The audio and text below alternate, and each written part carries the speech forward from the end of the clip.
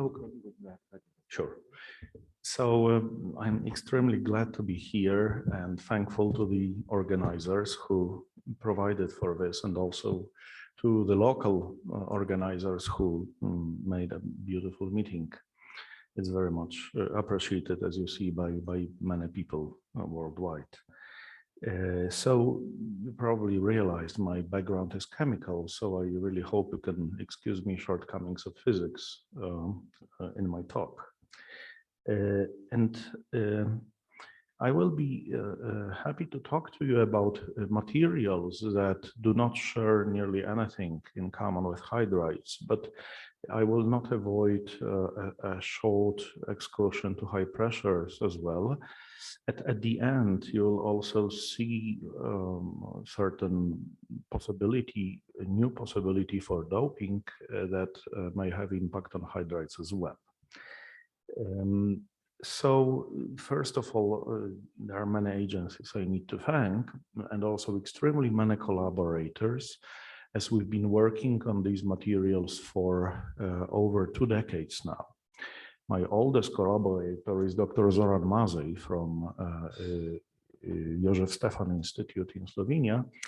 And more recently, about for 5 years, we collaborate with Jose Lorenzana from Rome, who is your physicist colleague. And actually, Jose kind of believed very much in the field that we have pursued, and brought many more people to the projects, including many from this country. So there are extremely many people to whom I should thank now, but actually, when you go through the list of papers, if you wish, then there will be long lists of people there. And of course, my team at Warsaw. So I will give you a very brief intro to Ag2+.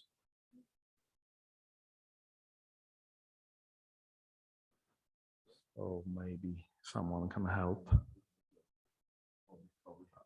I hope to resolve it.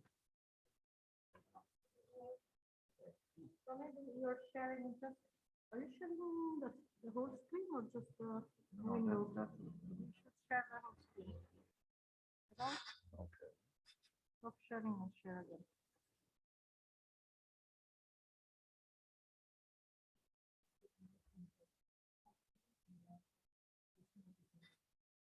No, at least we see your screen.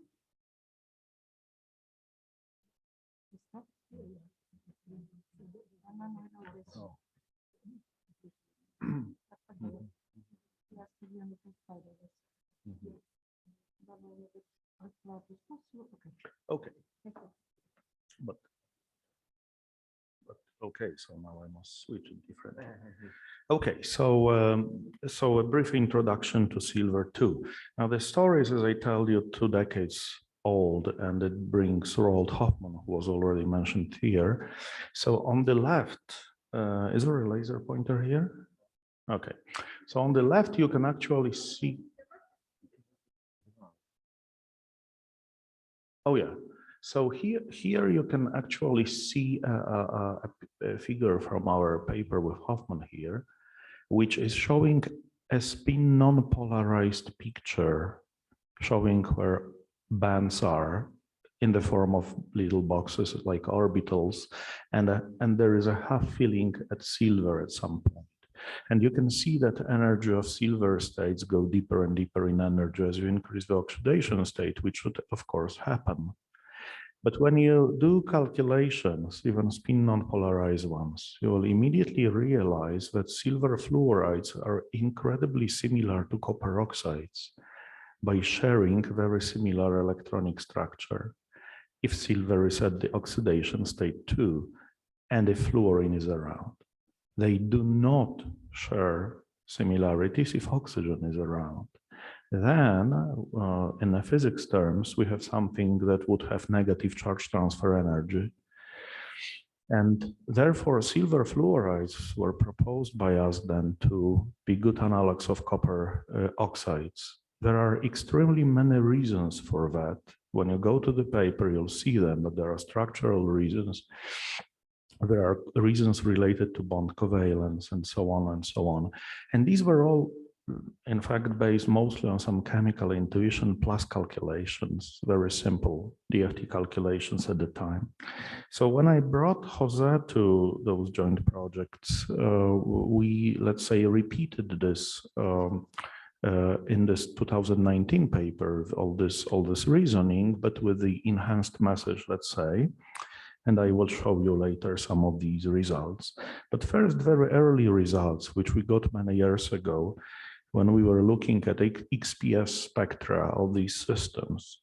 What we could actually see is that there is a really very, very strong covalence of silver-fluorine bonding, which was, let's say, in the metal ligand bonding picture that we always use in chemistry.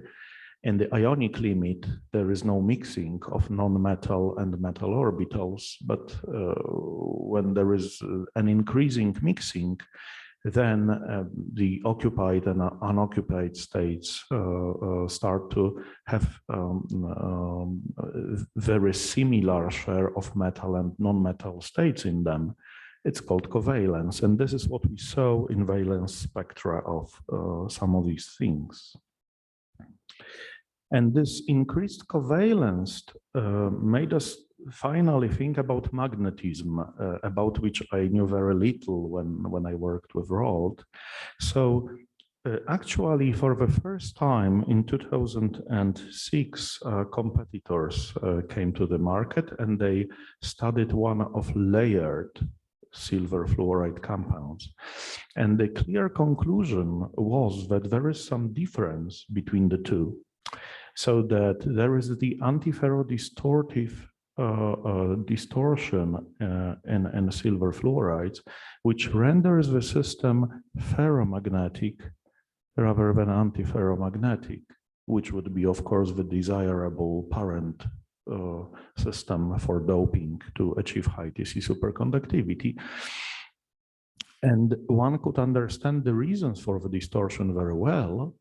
But then the idea came to mind, what happened if there would be only very short silver fluorine bonds between silver atoms? Then we concluded the magnetic superexchange should be very, very strong. And in these calculations, which were done for some hypothetical form of this sort, where silver pictured as black and red balls here, interconnected by fluorine, shows only short bonds and relatively close to 180-degree angles.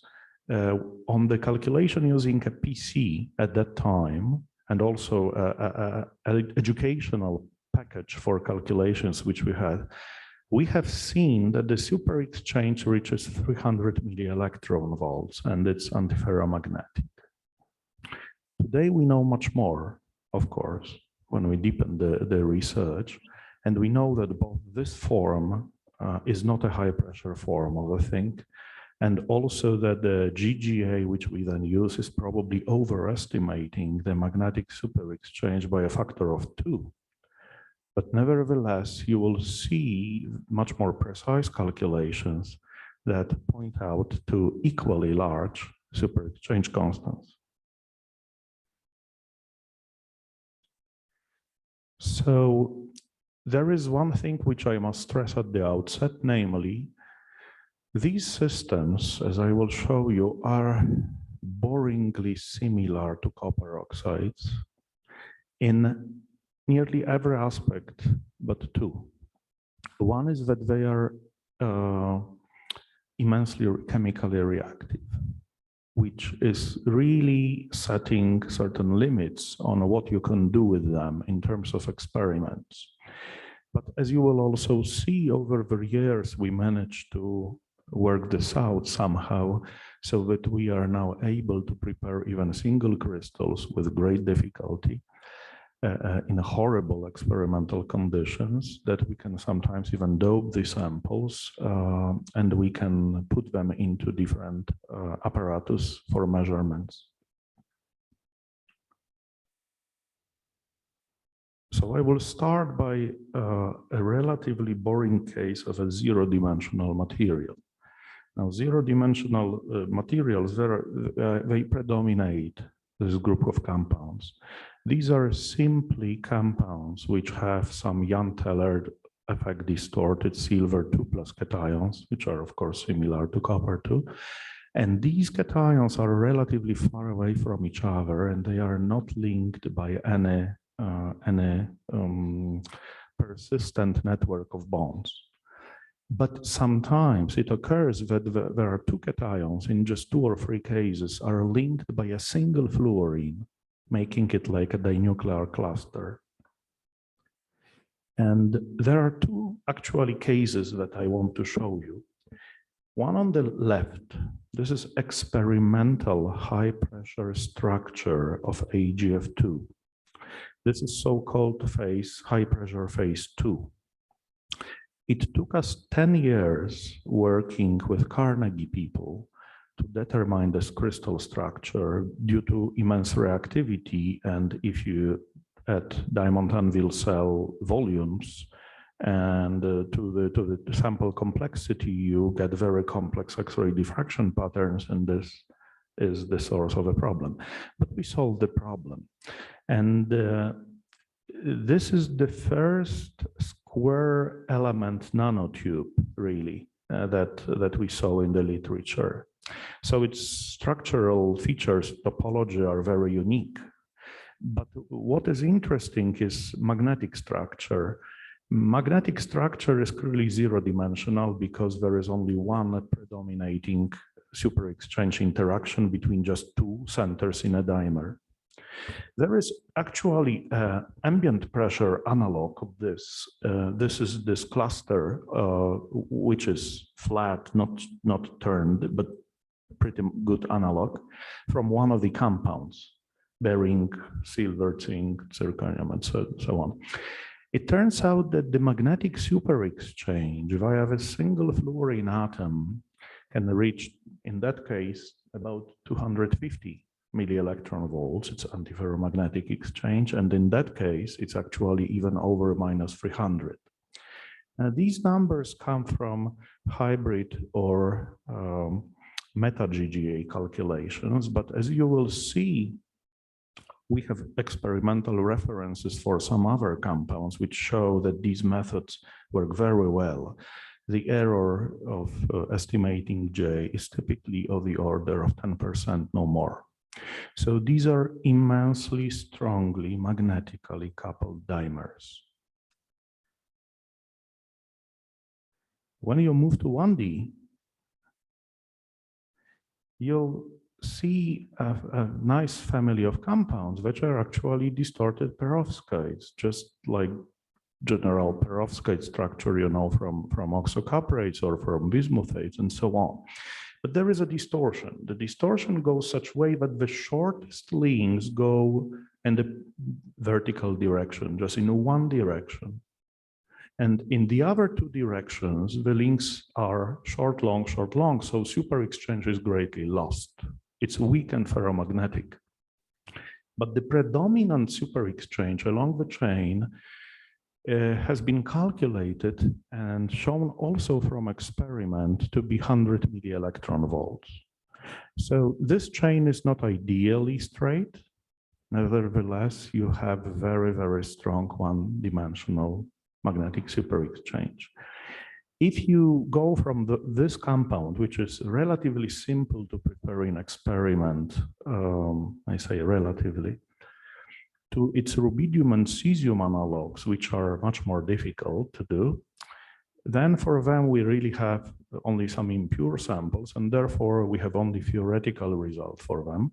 And because magnetic super exchange, because the one-dimensional chain is becoming more and more straight, as you go from potassium via rubidium to cesium, the super exchange is actually increasing to over 160 milli-electron volts.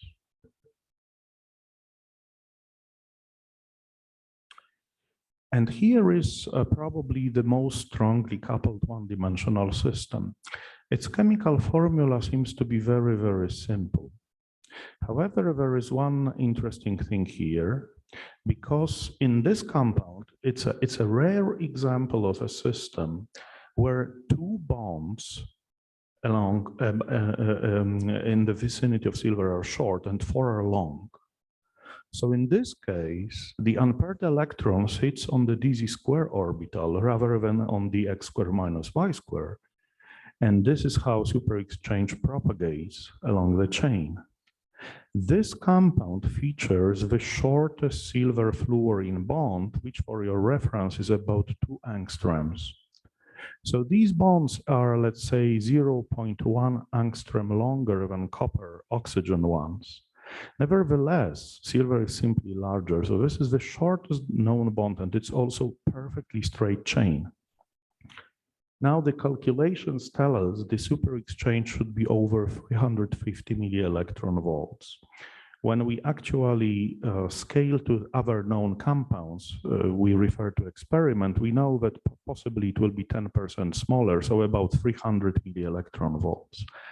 And we have done an awful lot of experiments on this compound. And we are gathering evidence, experimental evidence towards supporting this result. So actually, it is also maybe interesting to know that this compound does not order magnetically even at 70 millikelvin. This result comes from our muon spectroscopy study. It's all still unpublished.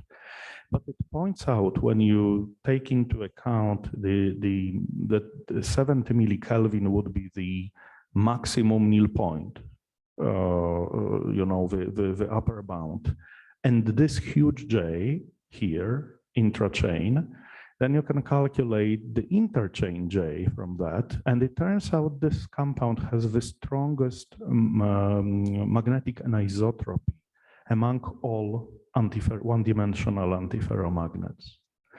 It's much more anisotropic than strontium-2 copper-03 by 2 orders of magnitude.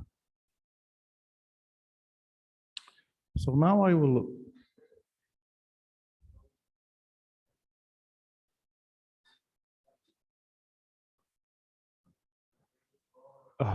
I just show you silver fluorine sublattice to avoid confusion. Yes. Boron is attached to those 4 fluorines around in the tetrahedral coordination. So it uses such fluorines from neighboring chains to form a tetrahedron. Okay, so let's go to 2D compounds. There are no 3D compounds in the alternative system, so it will be the end of it. So the first of those is just AgF2. In terms of comparison with cuprates, you could say it's a 0-0-1 system. So it's extremely simple analog of cuprates.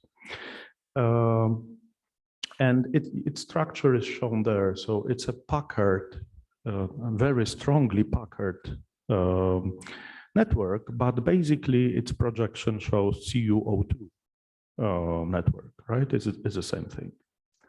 And in the middle, you can clearly see that in the Raman spectra, there is a very strong bimagnon band, which you can scale to the oxocuprate ones. And you will see that the J you can deduce for in 2-dimensional systems, strongly Packard is 70 millielectron volts.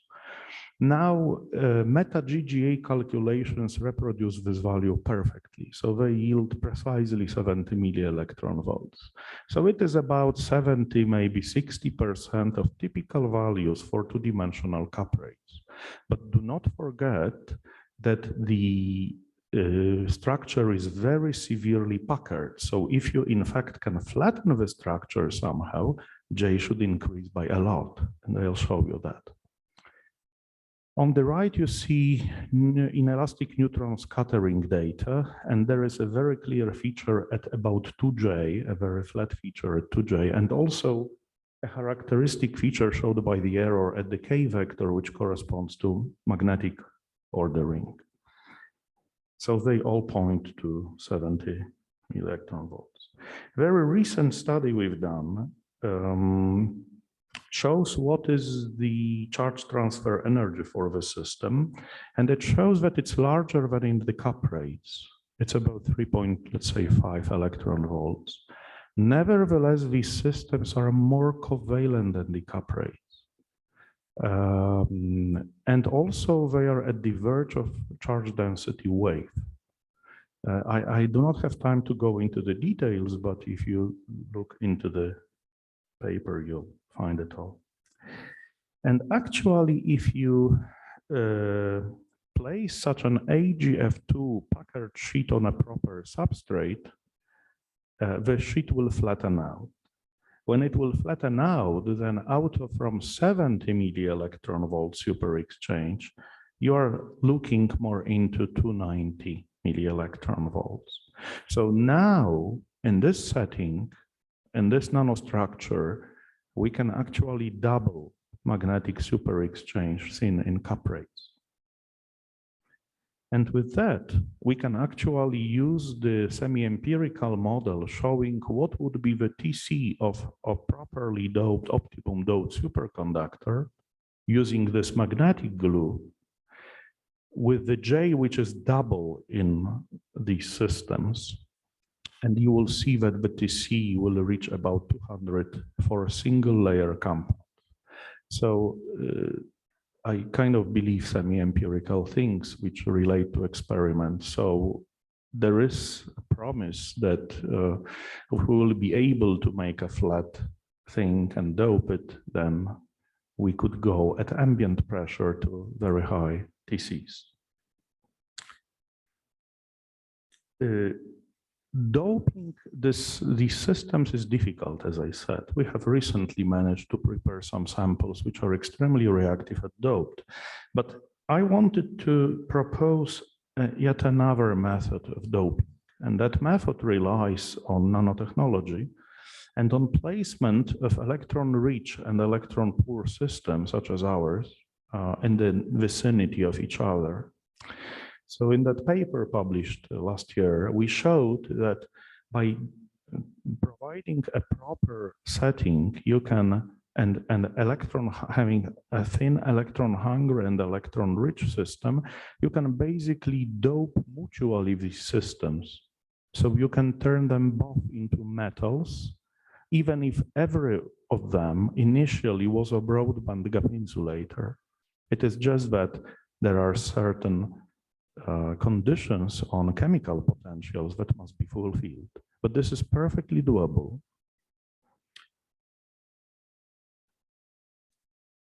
And in fact, the amount of doping, which is here in fractions of electron or holes per atom, is dependent on the distance between these layers. And that's one of the reasons why this setup was called by Jose Lorenzana a chemical capacitor. So it uses chemical potential of two chemical substances, not to generate energy from it from a direct, let's say, explosive reaction. It does not lead to electrochemical cell where you use this chemical potential to generate electric current, but instead to dope both substances and turn them into metals. And in this way, if you use proper choice of chemical elements, you can dope even very broad bandgap insulators, such as AGF2 here or MgO by its side, purely due to the fact that the valence band of the one overlaps with the conduction band of the other. So actually, the last result that I have no time to really discuss in length, and so I am not showing any data, has been published 3 days ago in PRB. And this is, again, a collaborative study with Giacomo Garingelli and a couple of other people, so that the message from that study is that the charge transfer delta for these compounds is of the order of 3.5 electron volts, but Mott Hubbard U is about 7 to 8 electron volts. So this makes them very, very similar to copper oxides. So with that, I'm basically done, and I hope I will be able to tell you in the future about results of doping to these very reactive systems. Thank you very much.